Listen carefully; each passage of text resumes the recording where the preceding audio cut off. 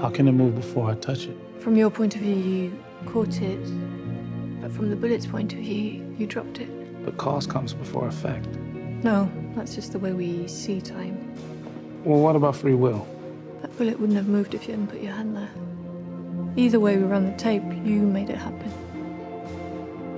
Don't try to understand it.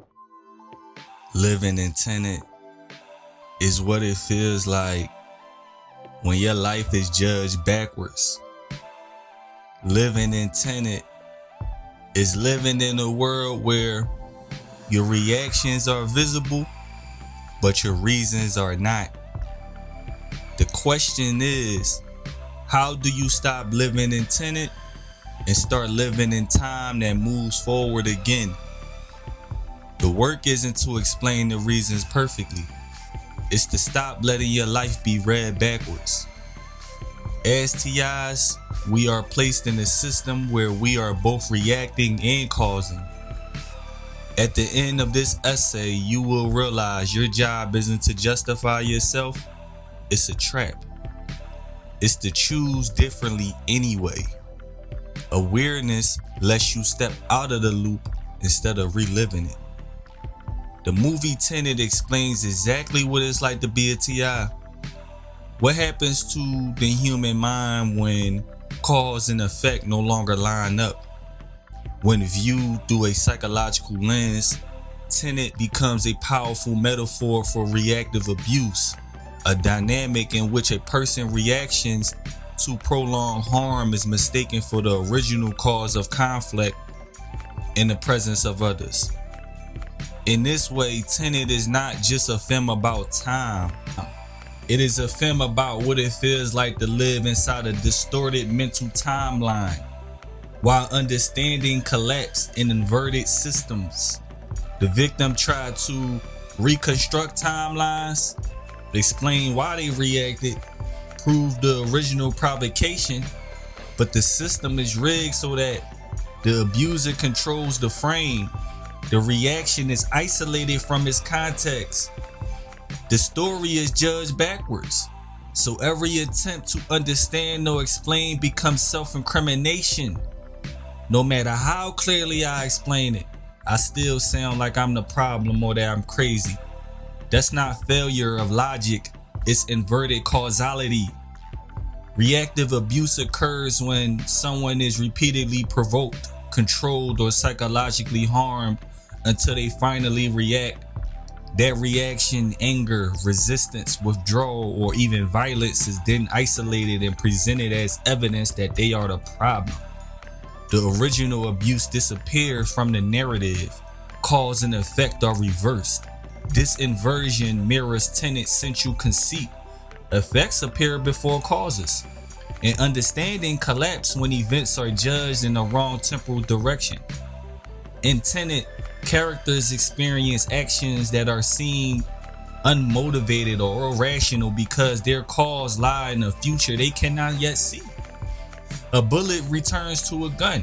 A fight unfolds where each participant believes others initiated it. Similarly, in reactive abuse, the outside observer often sees only the reaction, the raised voice, the emotional outburst, the final act of defiance, without access to long chains of psychological pressure that precedes it. The mind of a person reacting is judged as unstable, aggressive, or unreasonable, much like in inverted events in Tenet, appearing non-cynical when stripped of context. The film's repeated instruction, don't try to understand it, feel it, is especially revealing when applied to psychological abuse. Victims of reactive abuse often attempt to explain themselves logically, reconstructing timelines, clarifying intent, justifying emotional responses. But explanation frequently fails because the abusive system is not interested in truth. It is interested in control. Logic becomes a trap. Every attempt to make sense of what happened risks reinforcing the inverted narrative where the reaction is treated as the origin. In this environment, feeling becomes the last reliable form of truth. The body knows fear before the mind can articulate it. Anxiety appears before the threatening message arrives. Exhaustion set in before any incident seems severe enough to justify it. Trauma researchers noted that the nervous system detects danger faster than conscious thought, which explains why survivors often feel wrong long before they can explain why. Tenet visualizes this phenomenon, characters' sense of gravity reversing or time slipping before they can intellectually comprehend it. The body experiences the inversion first. Gaslighting intensifies this disorientation by attacking memory itself. When someone is repeatedly told that events did not happen, that they are overreacting, or that they are imagining things, their internal timeline fractures. Past experiences loses credibility. Reactions appear unmoored from causes, even to the person experiencing them. This mirrors the inversion sickness depicted in Tenet, where characters struggle to survive in an environment that rejects their natural orientation. The mind, like the body in inverted time, becomes hostile to itself. The antagonist embodies this dynamic. He engineers situations that provoke fear and desperation, then treats the resulting reaction as proof of betrayal or instability. His power lies not only in violence but in narrative control. He decides which moments count and which are erased. In reactive abuse, this narrative control is often subtle but just as devastating. The calm, composed abuser appears credible. The distressed reactor appears guilty.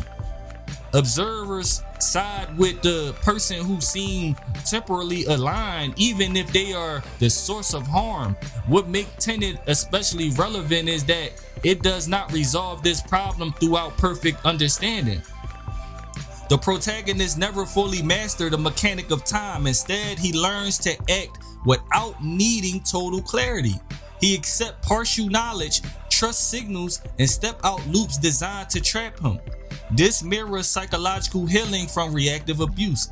Recovery does not begin with a flawless explanation of the past.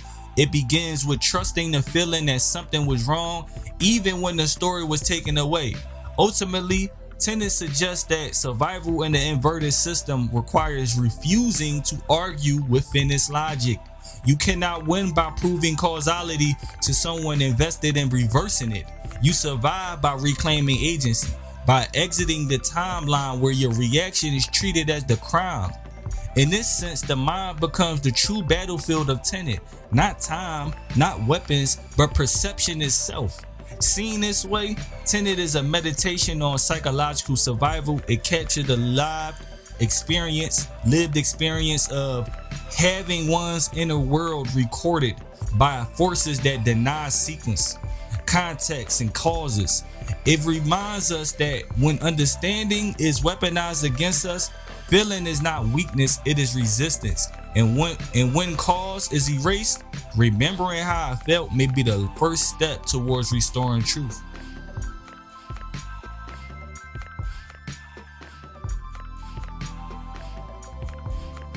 Don't try to understand it.